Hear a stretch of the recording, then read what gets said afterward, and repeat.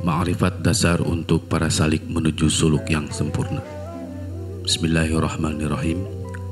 Sebelum membahas mengenai yang dimaksud, terlebih dahulu kita harus mengetahui istilah-istilah yang ada dalam bahasa tasawuf. Karena dalam bahasan ini akan muncul istilah-istilah yang tidak umum yang jarang ditemui dalam bahasa sehari-hari. Dimulai dengan istilah suluk. Apakah arti suluk dan apakah arti salik? Karena dalam bahasan ini kedua istilah tersebut banyak digunakan. Ketahuilah olehmu wahai santri atau salik bahwasanya arti suluk yaitu merambah kepada penelusuran asal bahasa. Sedangkan menurut istilah umum dalam ilmu tasawuf atau tariqah, nama salik adalah yang merambah kepada makom-makom yakin atau yang menelusuri pos-pos yakin dengan ilmunya dan tingkah hatinya, sehingga ilmu tersebut bagi dirinya adalah nyata dan terasa. Bukan hanya merambah dengan ilmunya saja, tetapi pikirannya benar-benar dicurahkan dalam melaksanakan ibadah, baik yang bersifat zahir maupun batin, khususnya mengamalkan perintah guru suluknya. Yang disebut makom yakin ini sangatlah banyak, namun jika diringkas maka terdapat 9 makom. 1. Makom tobat, 2. Makom sabar, 3. Makom syukur, 4. Makom zuhud, 5. Makom tawakal, 6. Makom khauf, 7. Makom roja, 8 makom ridho, dan 9 makom mahabbah atau cinta.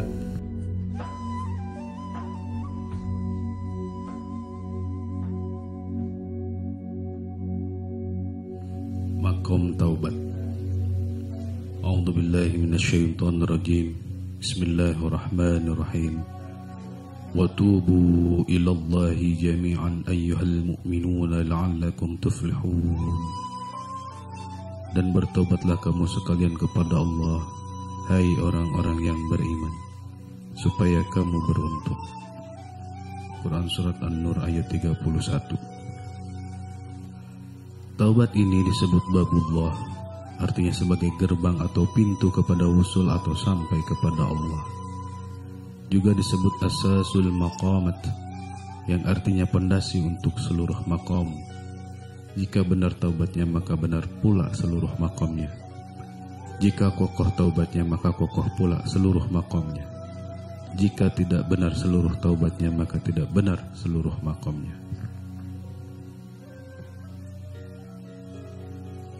Adapun dalam mencapai makom taubat ini, seorang salik harus sungguh-sungguh dalam taubatnya. Dimulai dari taubat dalam Islam, iman hingga ihsan. Taubat dalam Islam seperti menjauhi serta membuang segala yang diharamkan yang diatur dalam ilmu fikih, serta tidak kembali mengulangi dosa tersebut, seperti zina, mabuk, judi, dan sebagainya yang diharamkan oleh syara.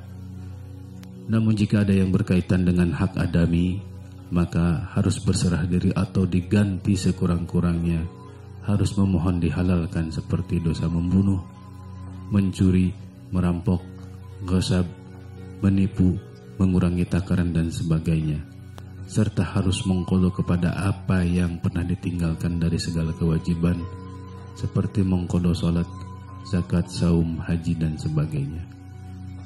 Hal tersebut disebut taubat dalam keislaman. Taubat dalam keimanan adalah taubat dalam hati yang diatur dalam ilmu tasawuf sebagaimana berbunyi, ingatlah wahai salik, kita harus muhasabah atau harus memiliki pertimbangan matang, serta harus mujahadah atau harus memerangi hawa nafsu yang sungguh-sungguh dengan cara memberantas aqabatin nafsi atau tanjakan-tanjakan nafsu seperti toma, ujub, riya, takabur, tulul amal atau panjang angan-angan, sum'ah atau ingin terkenal, buruk sangka khususnya kepada Allah, umumnya kepada makhluknya, mudahanah, tidak berani menegur yang salah karena pemberian atau pengaruhnya, hirsu atau tertarik duniawi, syarhu atau glamor, hasad atau iri terhadap rezeki orang hingga mendoakan agar rezeki orang itu lenyap, hikdu atau dengki dalam benak, bohong, sumpah palsu, saksi palsu, mengumpat, mengadu domba, ghadab atau besar nafsu, bukhlu atau pelit, ajalah atau tergesa-gesa, dan sifat-sifat buruk lainnya. Banyak ulama tasawuf yang menggolongkan sifat-sifat buruk hingga 700 macam sifat mazmumah atau sifat-sifat tercela. Hal tersebut di atas adalah yang disebut takhali atau mengosongkan sifat-sifat tercela. Lawan dari sifat takhali adalah mengisi dengan sifat-sifat yang terpuji yang disebut sebagai sifat mahmudah, seperti wara'i atau pantang ingin diberi, serta menjauhi barang syubhat terlebih barang haram. Ikhlas, tawadu, tidak panjang angan-angan, tidak ingin terkenal, baik sangka, adil, qanaah atau mencukupkan yang ada, sederhana, berpikir baik, pemaaf, jujur, benar, baik, dermawan, tidak pandang bulu, penyayang, pengasih, dan banyak lagi. Di antara sifat-sifat tercela ada yang paling tersembunyi tetapi paling merusak, yaitu sifat tama atau sifat ingin diberi. Sifat ini sangat berbahaya sebab mempengaruhi hati dari mengingat dan tawakal kepada Allah Ta'ala, serta membuat gelap hati karena di sini terdapat celah bagi syaitan untuk menggoda. Sifat ini membuat seseorang selalu melirik milik orang lain, sehingga untuk seseorang yang sedang suluk, sifat ini sangatlah buruk, sebagaimana diungkapkan oleh Syekh Tato Syarif Muhammad Zakaria yang disampaikan oleh Tubagus Imam Zailani dan Tubagus Maulana Yusuf dari pesantren Gunung Santri Banten. Dalam salah satu pengajiannya menasihatkan untuk mengitikadkan dan memiliki 3 sifat utama. 1. Pantang ingin diberi. 2. Pantang meminta. 3. Pantang berhutang, kecuali dalam keadaan sangat darurat. Nasihat untuk para salik. Jika kita menelusuri berbagai sejarah, banyak orang yang jatuh derajatnya baik di zaman dahulu maupun sekarang, yang disebabkan oleh tidak mampunya mengendalikan nafsu dirinya dari sifat-sifat yang 3 tadi. Tidak sedikit para pedagang bangkrut, pemimpin hilang wibawa, yang kaya turun harkatnya, santri rusak kesantriannya, kiai cemar ilmunya, hambar ucapannya, terlebih jika meminta-minta untuk menambah kekayaannya, sehingga perilaku tersebut menjadi usaha dan kebiasaan, tidak lagi menoleh kepada haramnya dan ancamannya. Rasulullah Shallallahu Alaihi Wasallam sudah memberikan peringatan dalam hadisnya yang diriwayatkan oleh Imam Turmuzi. Sesungguhnya meminta-minta itu tidak halal bagi yang kaya dan bagi yang sehat, namun jika dalam keadaan darurat atau dalam keadaan yang tidak bisa dihindari. Selanjutnya dalam hadis yang lain, dan barang siapa yang meminta-minta untuk menambah kekayaannya, maka pada hari kiamat akan hancur seluruh wajahnya dan akan diberi makanan dari batu membara yang panasnya dari neraka jahanam. Jika banyak, maka banyak pula hukumannya. Demikian pula jika sedikit. Hadis berikutnya diriwayatkan oleh Imam Abu Darda radhiyallahu an.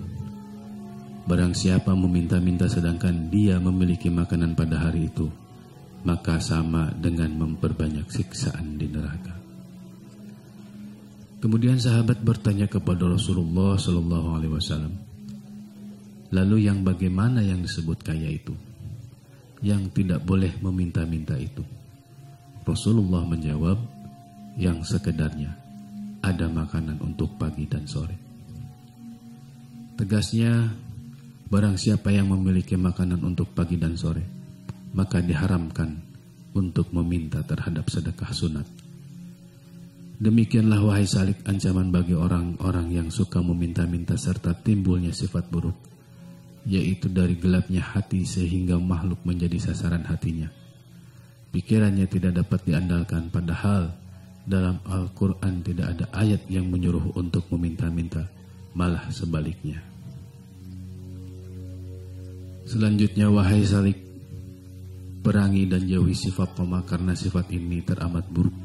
Sebagaimana dikatakan oleh Hasan Basri dalam menjawab pertanyaan Sayyidina Ali radhiyallahu an di Masjid Jami Basrah ketika Sayyidina Ali mengusir yang sedang asik mengobrol di masjid, termasuk Hasan Basri di dalamnya.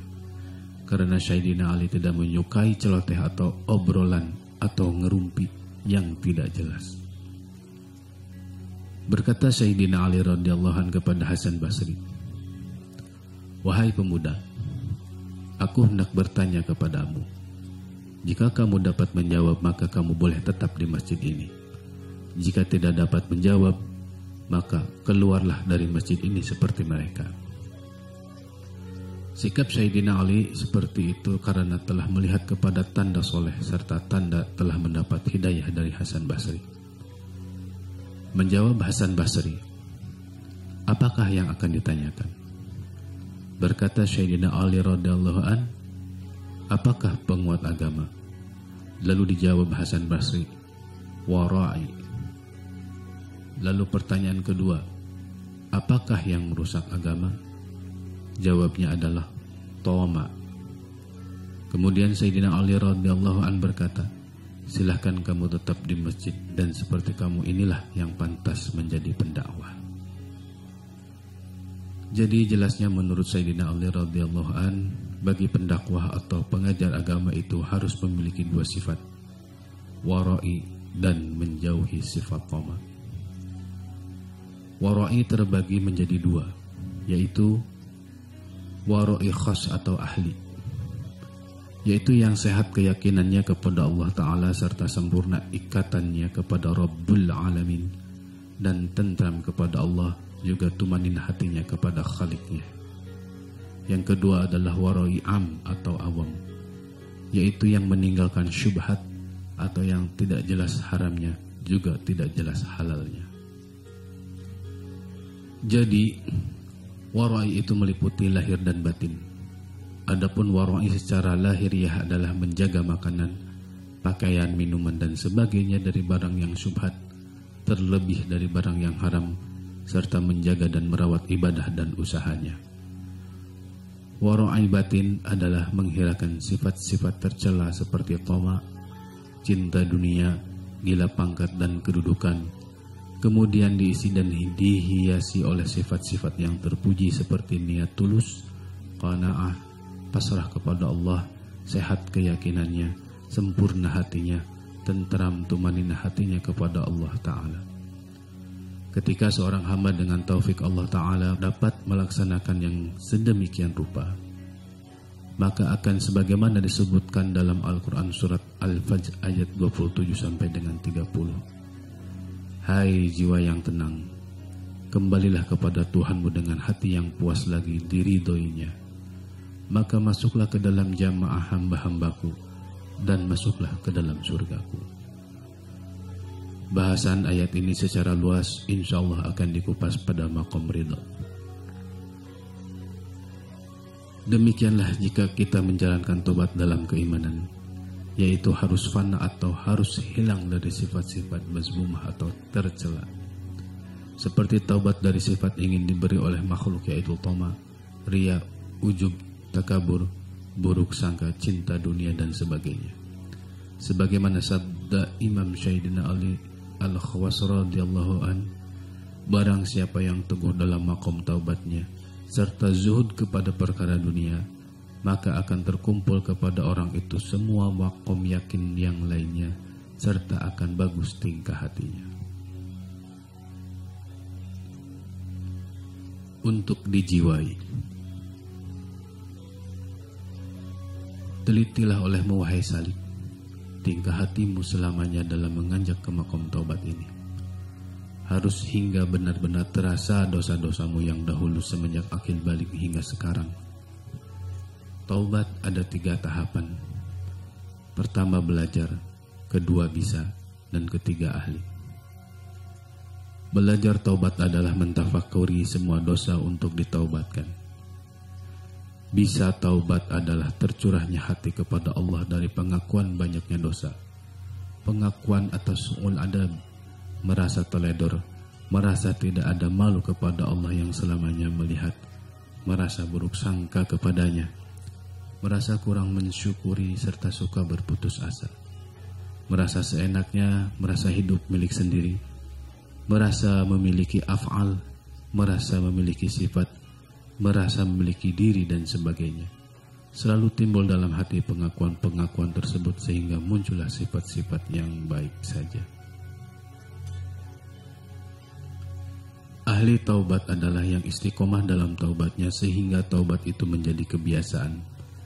Sebagaimana firman Allah dalam Al-Quran surat Hud ayat 112 yang artinya, maka tetaplah kamu pada jalan yang benar, sebagaimana diperintahkan kepadamu dan juga kepada orang yang telah taubat beserta kamu, dan janganlah kamu melampaui batas.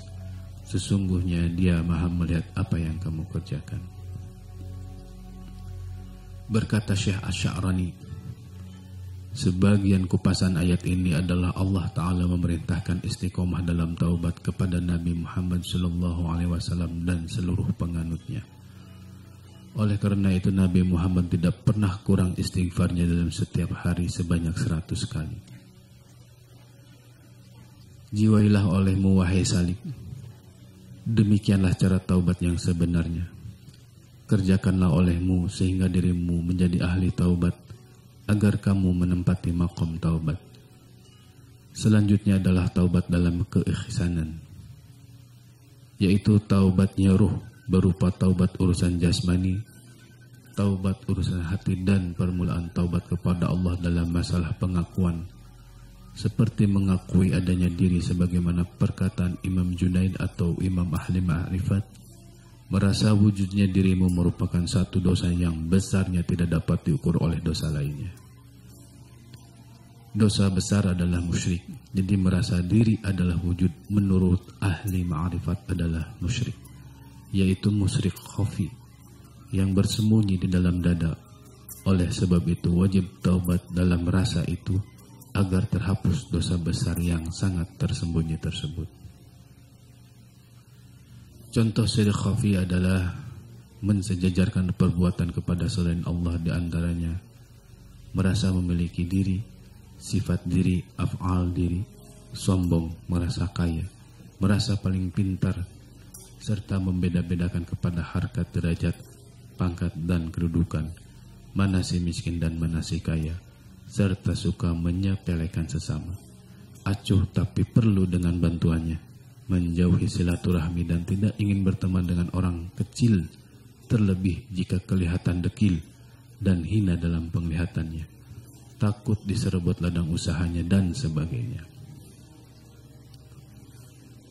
Kebanyakan manusia tidak mengetahui dan tidak meneliti tentang syirik khafi yang menyebabkan imannya selalu terpengaruh oleh orang lain.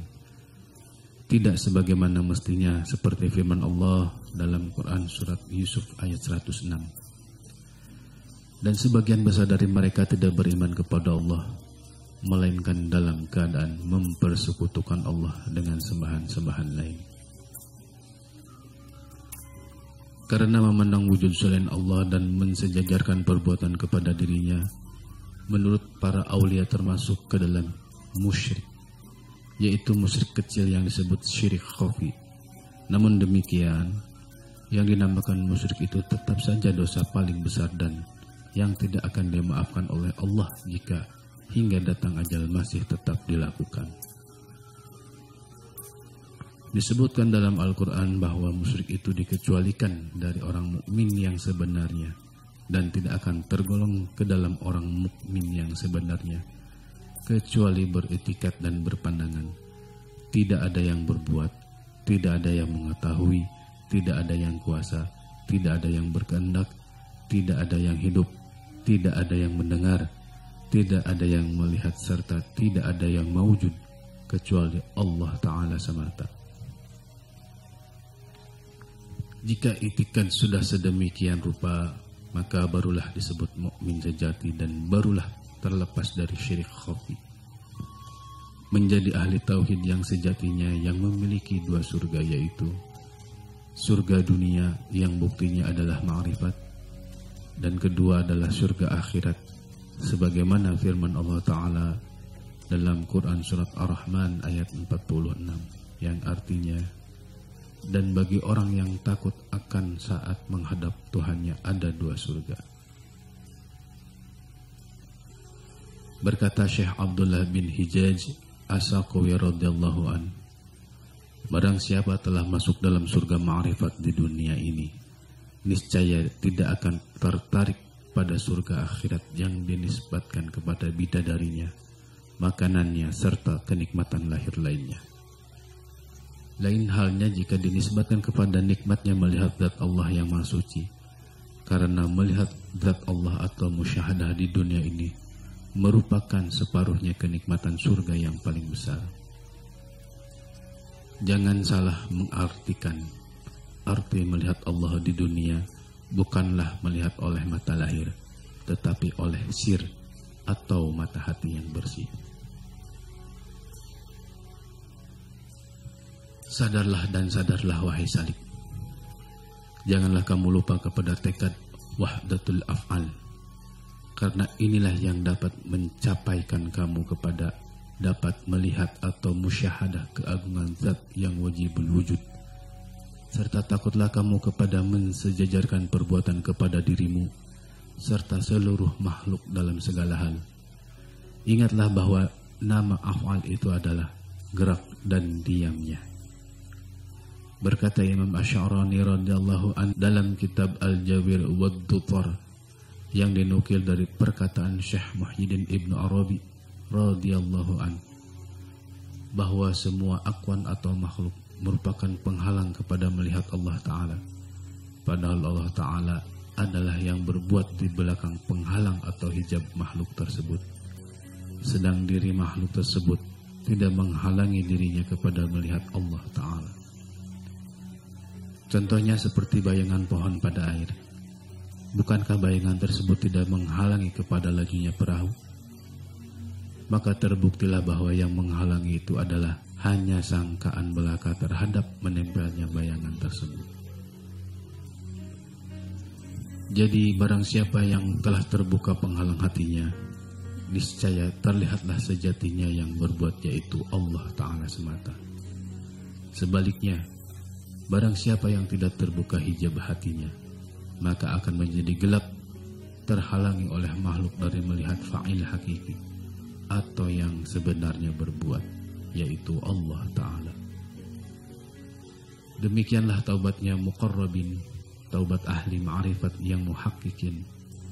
Maka dalam istighfarnya adalah setelah sholat, serta taubat mereka adalah taubat terhadap dosa seperti itu. Mereka mentaubatkan pula ketika ingat kepada selain Allah, baik urusan dunia maupun akhirat. Demikian kupasan Syekh Arif Billah Toto Syarif Muhammad Zakaria dalam kitab Jami'ul Mughni. Faidah.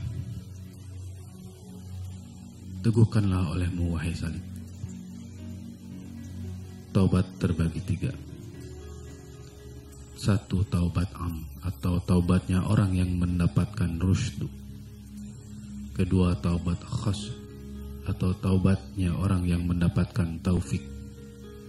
3. Taubat khawasul khawas atau taubatnya orang yang mendapat hidayah, yaitu orang yang terang hatinya, tajam penglihatan basyirahnya, disertai mukasyafah dan musyahadah.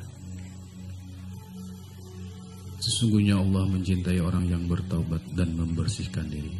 Quran Surat Al-Baqarah ayat 222. Tidak akan dapat melaksanakan taubat yang 3 kecuali dengan ma'rifat, disertai musyahadah kepada Allah selamanya. Karena taubat ini disebut taubat khawasul khawas. Ma'rifat taubat. Ma'rifat taubat adalah ma'rifat dalam wahdat asma, artinya menunggalkan Allah Ta'ala dalam segala nama atau gelar.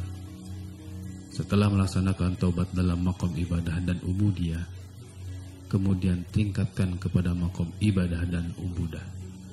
Kemudian jangan hanya mandek atau mentok pada makom itu saja, sehingga disebut oleh Allah Tawwab, yang berarti ahli taubat.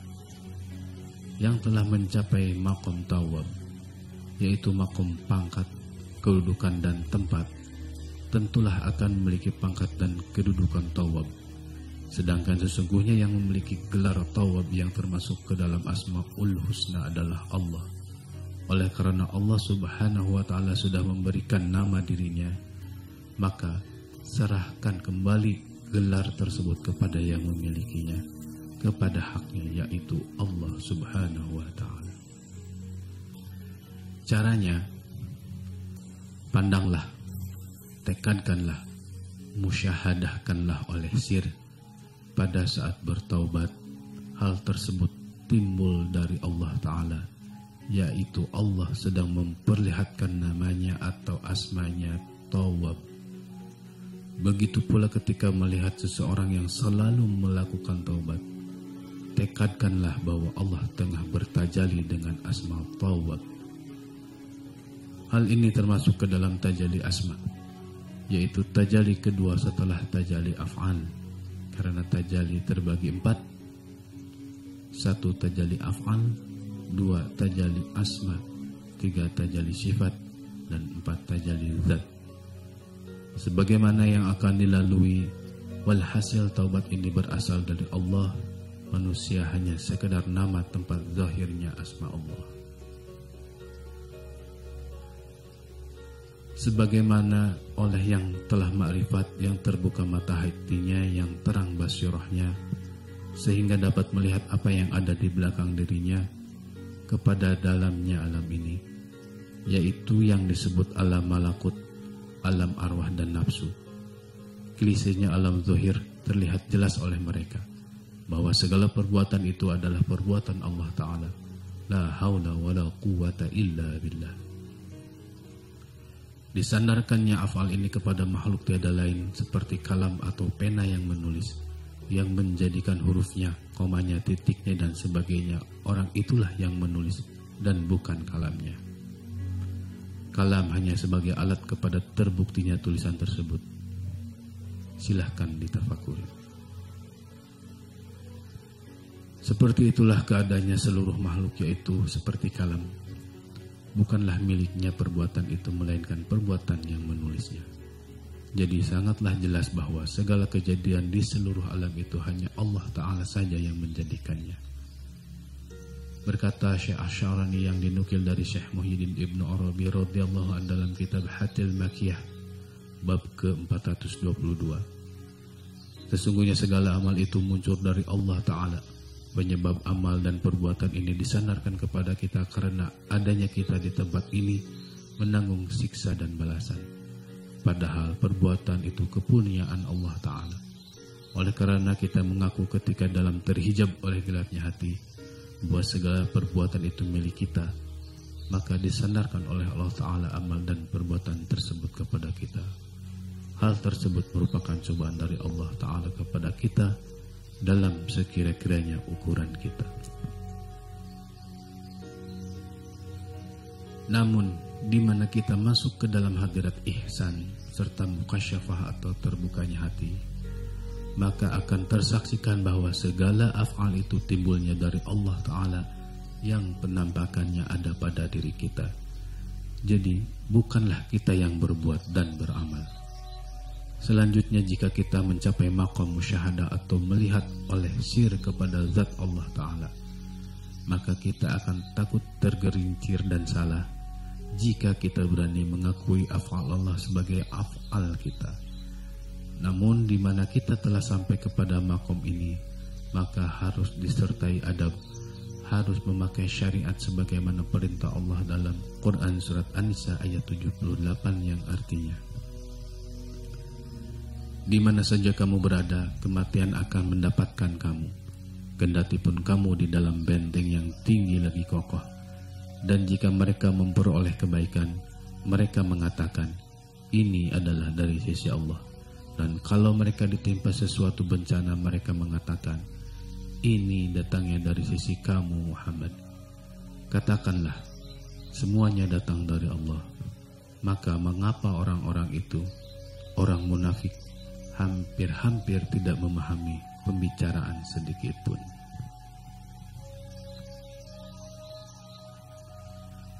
Menurut para ulama, tidak diperbolehkan menyebut bahwa keburukan itu timbul dari Allah kecuali dalam pengkajian. Ingatlah wahai Salik, ilmu ini adalah ilmu itikad. ilmu iman dan bukan ilmu ucapan dan obrolan. Maka jangan digunakan untuk bercanda, tetapi harus bisa mempraktekannya.